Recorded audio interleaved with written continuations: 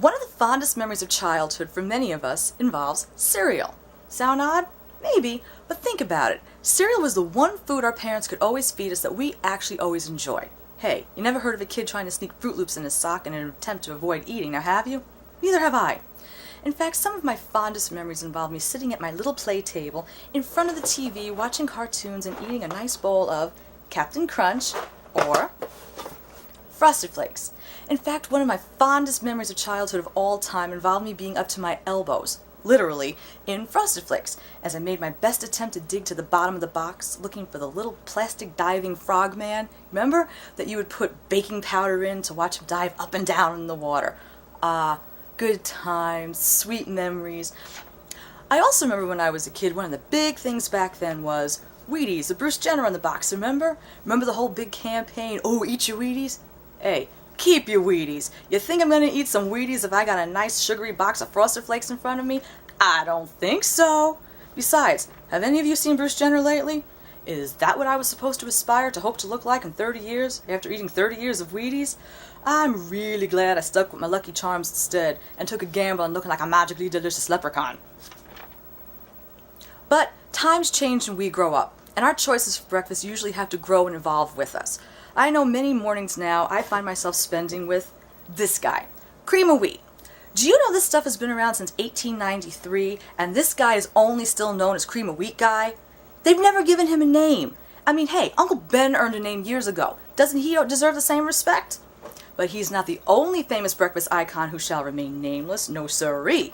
So is this poor guy, the Quaker oat guy. Yup, after all these years and all the oatmeal this guy has given us, he is still only known as the Quaker oat guy. Look, I know Quakers are simple people, they like to keep things simple and not use buttons and stuff like that, but don't they think it a bit too prideful to not give this guy a name and have him be known and referred to as anything more than the pilgrim-looking guy in the box?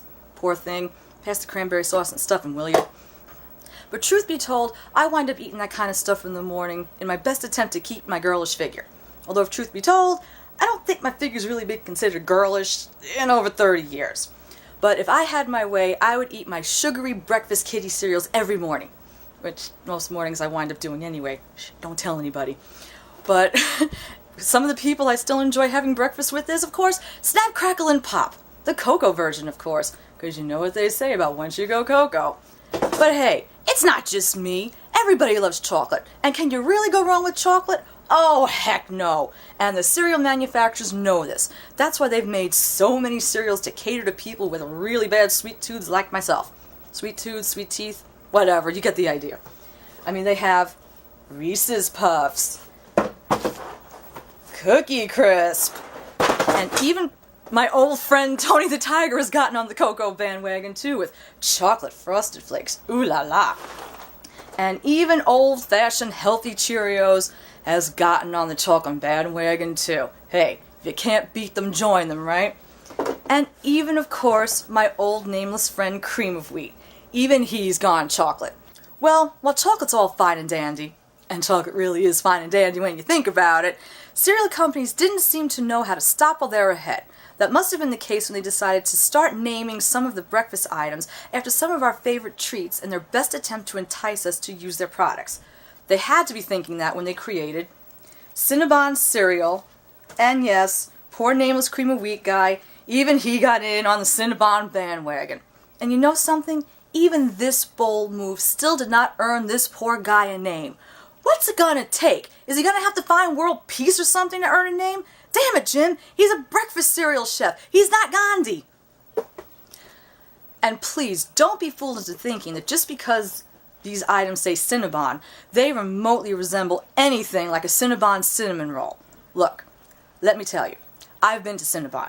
I know Cinnabon. And neither this nor the Cream of Wheat bears any kind of remote resemblance to any kind of ooey gooey Cinnabon cinnamon roll. No, they didn't capture jack squat.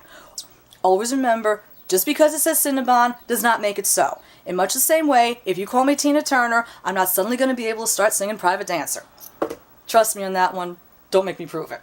So what conclusion have I drawn, might you ask, after this little bit of morning musing and porridge pondering? It's this. Life is all about balance, and anything to any extreme is never a good thing.